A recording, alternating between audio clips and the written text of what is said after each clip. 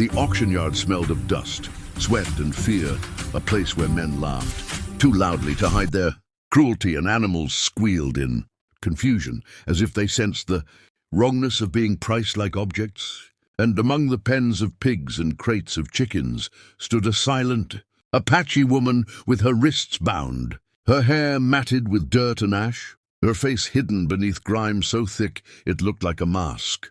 And the sign nailed behind her said she came free with the purchase of 2 pigs, as if her life were worth less than feed. And most men barely glanced at her because they saw only what they expected to see, a broken slave, defeated and dull. But one cowboy named Eli Carter noticed something else. Not beauty yet, not even strength, but a stillness that felt deliberate, like a lake that only looks calm because it is deep. And Eli had come to buy pigs for his struggling ranch, not a human life.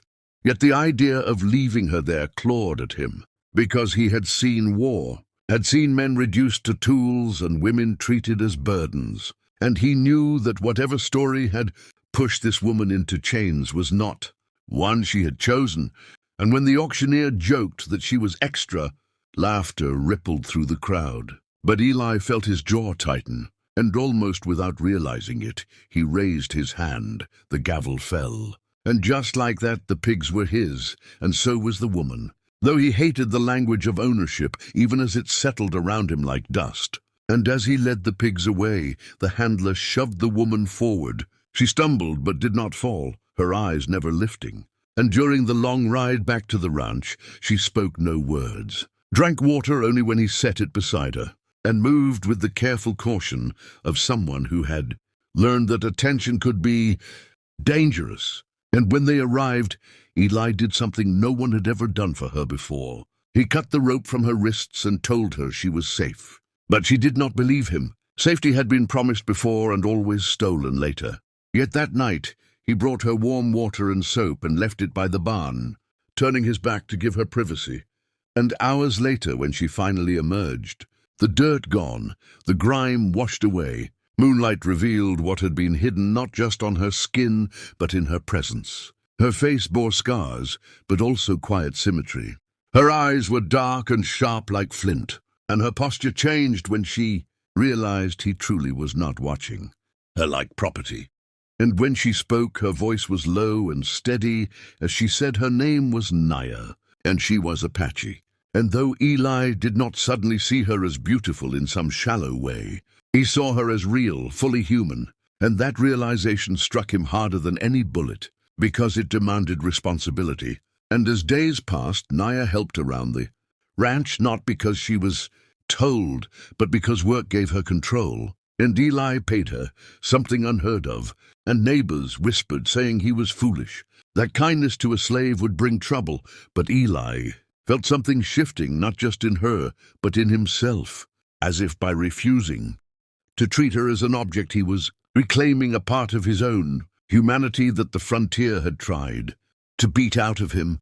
And Naya watched him too, learning his silences, his habits, testing whether his kindness had limits. And the first chapter of their shared story closed not with trust fully formed, but with something rarer, the decision to try in a world that had taught them both that trying often led to pain.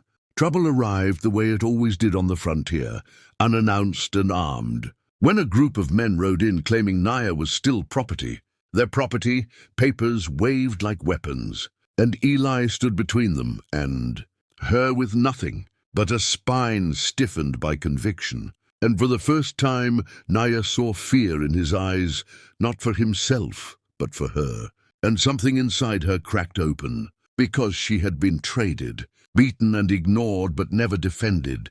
And when the men mocked her, calling her dirty, worthless, Eli spoke calmly, saying she was free, and no paper could change that. And the standoff ended only because the men were outnumbered. But the threat lingered like a storm cloud. And that night, Naya told Eli her story, how she had been taken during a raid, sold and resold, forced to hide her strength to survive, how dirt and silence had been armor. And as she spoke, she did not cry, because tears had never helped her. And Eli listened without interrupting, understanding that listening itself was an act of respect. And in the weeks that followed, Naya transformed not because she was saved, but because she was allowed to choose. She braided her hair again, sang Apache songs under her breath, and taught Eli words from her language, reminding him that beauty was not something he had revealed, but something she had reclaimed. And when danger returned, it was not with chains, but with fire. The men came back to burn the ranch as punishment, and Naya fought beside Eli, not as a slave or a prize, but as an equal, her knowledge of the land saving them both. And when the smoke cleared, the ranch still stood, scarred but alive, much like them, and news spread fast, not about a cowboy who bought pigs, but about a man who defied a system and a woman who refused to stay invisible. And travelers began to speak of the Apache woman with eyes like steel, and the cowboy who washed away dirt, but never tried to own what lay beneath. And in time, Naya chose to leave, not because she was pushed out, but because freedom meant movement. And Eli helped her prepare without bitterness, and knowing that true care does not cling.